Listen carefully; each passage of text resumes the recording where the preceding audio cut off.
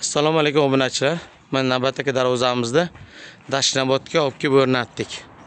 Ko'rib baho beringizlar. Videoni o'tkazib yuborishga shoshilmang. Oxirida narxini aytib o'tamiz. Har doimgidek 1.8 lis 6.4 juda chiroyli bo'ldi darvozamiz. Zamoqlar ochilib yopilishlari.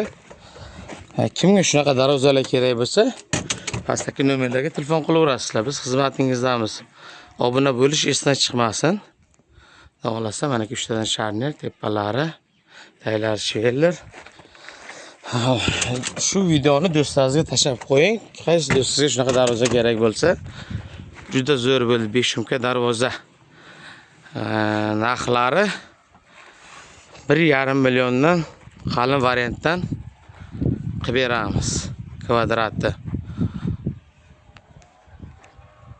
Kimga yana qiziq bo'lsa, nomerlarga telefon qilavering.